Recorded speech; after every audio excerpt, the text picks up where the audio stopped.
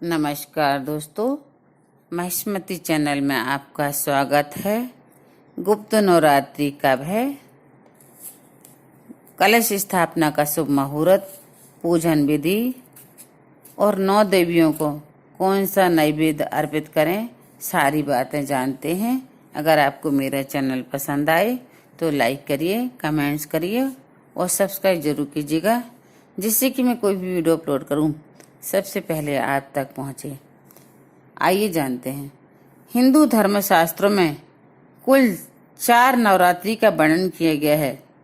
चैत्र और शारदीय नवरात्रि के अलावा 2 गुप्त नवरात्रि भी होती हैं।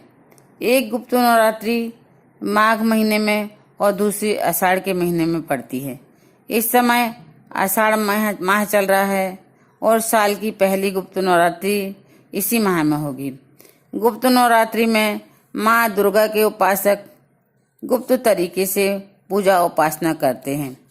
आषाढ़ माह में पड़ने वाली गुप्त नवरात्रि की शुरुआत शुक्ल पक्ष की प्रतिपदा से होती है।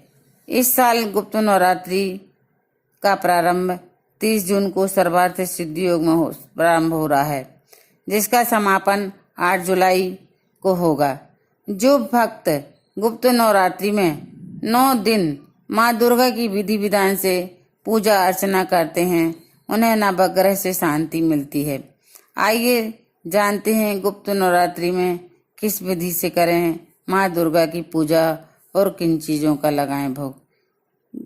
गुप्त नवरात्रि 2022 शुभ मुहूर्त।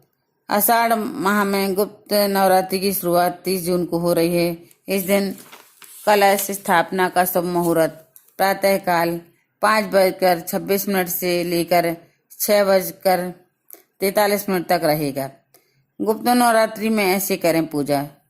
आषाढ़ माह में पड़ने वाली गुप्त नवरात्रि के दिन 9 दिनों का खास महत्व होता है। इस दौरान आपको प्रातः काल स्नान करने के बाद माँ दुर्गा की विधि विधान से पूजा करनी चाहिए। ज्योतिष के अनुसार गुप्त नवरात्रि के दौरान धन दौलत में वृद्धि के लिए माँ लक्ष्मी की प्रतिमा पर कमल का फूल अर्पित करें। साथ ही रोज पूजा के दौरान माँ दुर्गा को श्रृंगार सामग्री अर्पित करें। ऐसा करने से अखंड सौभाग्य की प्राप्ति होती है और जीवन में कभी किसी चीज की कमी नहीं होती।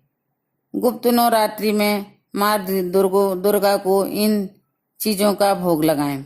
प्रतिपदा रोग मुक्त रहने के लिए प्रतिपदा तिथि के दिन माँ शैलपुत्री को गाय के घी से बनी सफेद चीजों का भोग लगाएं।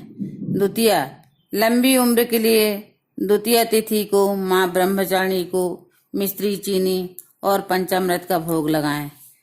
तृतीया दुख से मुक्ति के लिए तृतीया तिथि पर माँ चंद्रघंटा को दूध और उससे बनी चीजों का भोग लगाएं।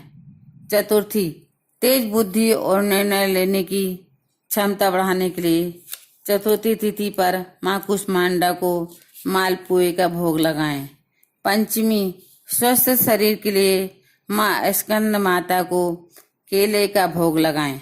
षष्ठी आकर्षक व्यक्तित्व और सुंदरता पाने के लिए षष्ठी तिथि के दिन माँ कात्यायनी को शहद का भोग लगाएं। सप्तमी संकटों से बचने के लिए सप्तमी के दिन माँ कालरात्रि की पूजा में गुड़ का नैवेद्य अर्पित करें। अष्टमी संतान संबंधी समस्या से छुटकारा पाने के लिए अष्टमी तिथि पर माँ महागौरी को नारियल का भोग लगाएं।